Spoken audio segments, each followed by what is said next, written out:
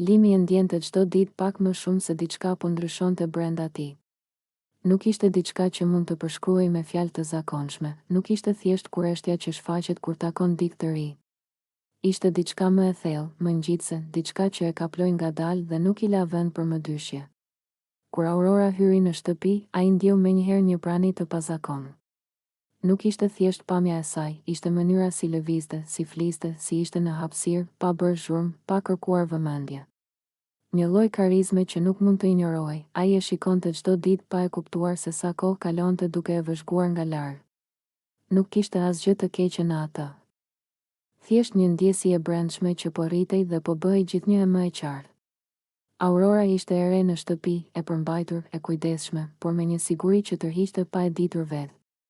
Limi ndjeu që nuk mund ta largonte shikimin.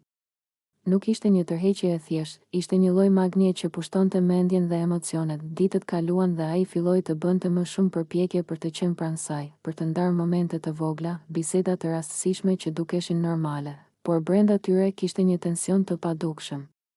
Ata folën për gjëra të thjeshta, për rutinën e përditshme, për kujtime të largëta, por secila fjalë që vinte nga Aurora i dukej si një dritë që ndriçonte diçka në brendësi të Limit. Ai kuptoi se nuk ishte vetëm kurreshtje, ishte admirim, respekt dhe një lloj dëshire për të kuptuar më shumë se kush ishte ajo vërtet. Aurora nuk e kuptonte gjithmonë se sa shumë ndikonte tek ai. Nuk ishte e vetëdijshme për shikimet e tij që ngadalë po ktheheshin në një zakon, për mënyrën si ai prish çdo fjalë të saj, çdo buzëqeshje të lehtë. Limi nuk e shprehte hapur ndjesinë, ai vetëm e ndjente brenda dhe e përçonte në veprime të vogla, një buzëqeshje kur ajo hynte në dhomë, një kujdes i shtuar në biseda, një përpjekje që ajo të ndihej e vlerësuar. Me kalimin e kohës, tensioni u rrit. Ishte një tërheqje e heshtur, por e ndjeshme. Ai ndjeu se kishte arritur në një pikë ku nuk mund të hiqte më dorë nga ajo prani. Çdo moment i kaluar pranë saj kishte një peshë tjetër. Jo vetëm për shkak të simpatisë, por për shkak të një lidhjeje të brendshme që po formohej pa fjalë. Një pasdite, kur të tjerët ishin larguar, ata u gjetën të dy vetëm në sallon. Limi ndjeu se ishte momenti i parë ku mund të fliste për diçka më shumë se sa për rutinën. Ai nuk foli për ndjesitë e tij në mënyrë të dhunshme, nuk u përpoq të impononte asgjë. Thjesht e përshëndeti me një buzëqeshje të butë dhe një shikim që tregonte se gjithçka kishte ndryshuar brenda tij. Aurora e pa këtë ndryshim, por nuk e kuptoi ende sa shumë ndikonte tek ai. Këto momente vazhduan për disa ditë. Ai i shkruante mendimet e tij në heshtje, i përgatiste fjalët, por nuk guxonte t'i thoshte hapur.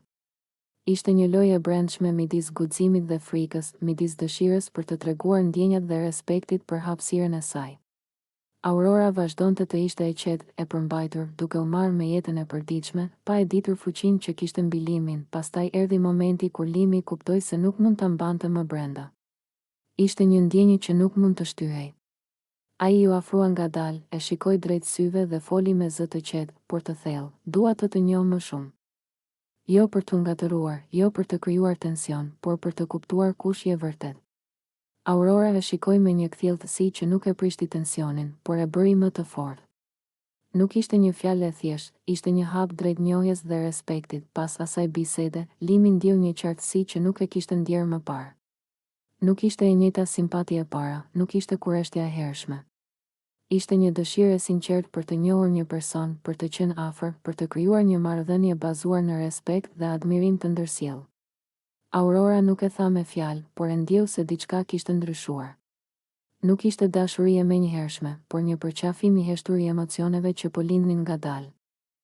Dhe kështu ditët vazhduan, me Limin që mësoi të kontrollojë ndjenjat dhe Aurorën që ngadalë kuptonte ndikimin që kishte mbi të. Një lojë e brendshme, e bukur, e ngadalë, ku çdo bisedë, çdo buzëqeshje dhe çdo moment i heshtur kishte peshën e vet. Ishte një histori që nuk kërkonte asgjë eksplicite, por vetëm kohën dhe durimin për të kuptuar se ndonjëherë tërheqja më e fortë vjen nga respekti dhe admirimi i sinqertë. Dolce kishte hyrë në atë shtëpi me bindjen se do të ishte e fortë. Jo e ftohtë, jo e distancuar, por e vetëdijshme për çdo hap. Ajo e dinte që çdo derë e mbyllur kishte sy, çdo heshtje kishte jehon dhe çdo afrim interpretohej. Megjithatë, kishte gjëra që nuk planifikohen dot. Ditët kalonin me një ritëm të çuditshëm. Ngadalë, por me peshë. Çdo mëngjes sillte një version paksa ndryshe të vetes dhe çdo mbrëmje e kthente në mendime më të thella. Dolce filloi ta ndjente veten të ndarë mes asaj që ishte dhe asaj që pritej të ishte. Limi nuk u shfaq si dikush që kërkonte vëmendje. Përkundrazi, ishte aty, i qetë, i vëmendshëm, gjithmonë një hap larg, sikur të mos donte të prishte balancën. Pikërisht kjo e bëri të dukshëm për të. Jo fjalët, por mënyra si dëgjonte. Jo veprimet e mëdha, por prania, fillimisht ishte thjesht bisedë. Fragmente jete, mendime të përgjysmuara, net ku flitej për gjëra që nuk kishin lidhje direkte me ndjenjat, por që i afronin pa e kuptuar. Dolce e ndjeu gradualisht se po hapej, jo sepse duhej, por sepse donte. Një mbrëmje, pasi shurma e ditës ishte shuar, ajo mbeti vetëm në sallon. Dritat ishin të zbehta, kamerat të heshtura, ose të paktën kështu dukej. Limi u ul pak më larg. Nuk foli. Nuk kishte nevojë. Heshtja ishte e mjaftueshme. Dolce e kuptoi se kishte momente që nuk kanë nevojë për emër. Momente që nuk kërkojnë sqarim.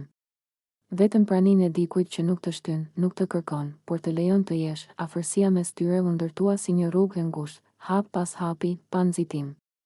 Një shikim që zgjaste pak më shumë. Një buzëqeshje që nuk kërkonte përgjigje. Një ndjenjë që nuk bërtiste, por që qëndronte. Dolce shpesh mendonte për mënyrën si publiku e sheh gjithçka bardhë e zi, ndërsa jeta është gjithmonë në nuanca. Ajo nuk donte të ishte as heroin, as viktim. Donte të ishte e vërtetë. Dhe kjo ishte më e vështira. Me kalimin e ditëve, tensioni nuk u rrit me dramë, por me ndjesi. Me ato momente të vogla që mbeten gjallë. Ajo filloi ta kuptonte se ndonjëherë lidhjet më të forta nuk janë ato që shfaqen hapur, por ato që ndërtohen në heshtje. Një natë, ndërsa biseda u ndal dhe gjithçka u qetësua, Dolce ndjeu se diçka kishte ndryshuar brenda saj. Jo sepse kishte ndodhur diçka e madhe, por sepse ajo nuk po i ikte mendjesisë. Po e pranonte. Ajo e kuptoi se kjo histori nuk ishte për famë, as për strategji. Ishte për një moment njerëzor, për një ndjesi që nuk blihet dhe nuk shitet. Për guximin për të qëndruar në një çast pa u fshehur. Kur ajo ushtri për të fjetur, mendimet nuk ishin të zhurmshme. Ishin të qarta. Dhe kjo ishte e re për të. Nuk kishte premtime. Nuk kishte plane. Vetëm një ndjenjë që i thoshte se diçka e vërtet kishte ndodhur, qoftë edhe vetëm brenda saj. Disa histori nuk kanë kulm dramatik, ato nuk mbyllen me zhurmë, ato thjesht lënë një shenjë të heshtur, dhe kjo është mjaft.